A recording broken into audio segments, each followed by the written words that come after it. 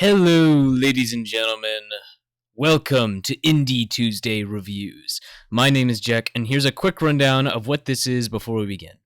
This is a review, of course, for any indie games I've done so far every week. I'll explore everything that's on my mind of the game and then give it a solid 1 out of 5. Ghostrunner. Placing yourself in the shoes of Jack, more notably known as the Ghostrunner. You are an ex-peacekeeper in a place known as the Tower. When your creator and leader of the Tower is betrayed and killed, you're the last of your kind to face what lies ahead.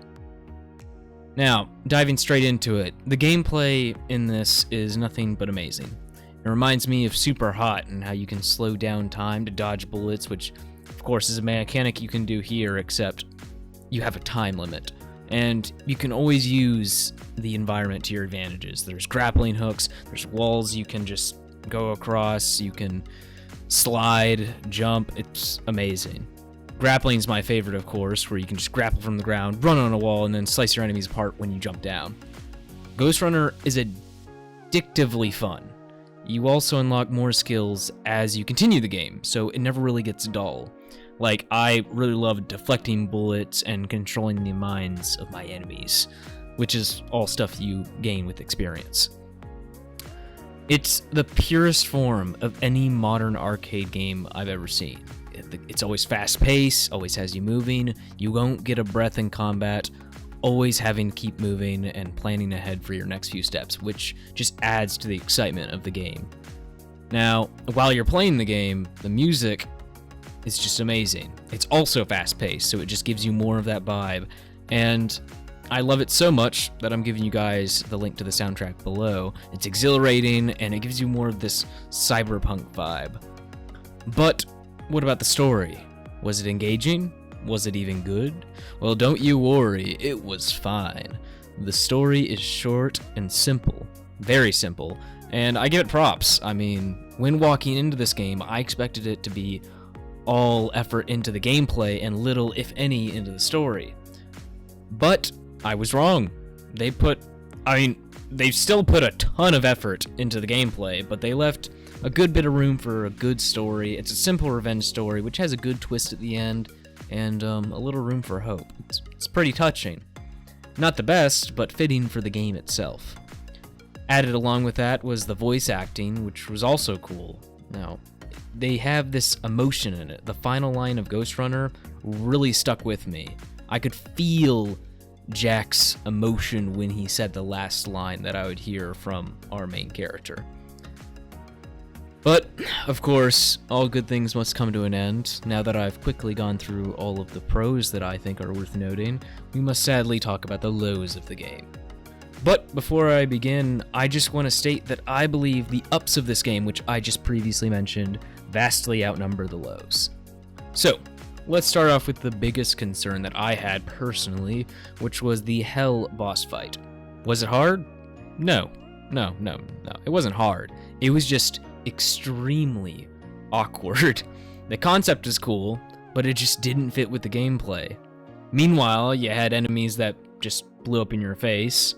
Now, I think that would be cool, but you're in a fast-paced game, so when you have an enemy that gets in your vicinity and just blows you up, it kind of just turns it off, you know?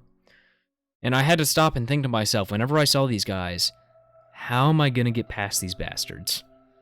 They also introduced some things like hacking and a sniper enemy, but you never actually see them for most part of the game. And talking about the game still, the length of it was only around 10 hours for me. And I bet that one of you guys could just get it done in half that time, 5 hours. So I don't feel like that's enough playtime for $35.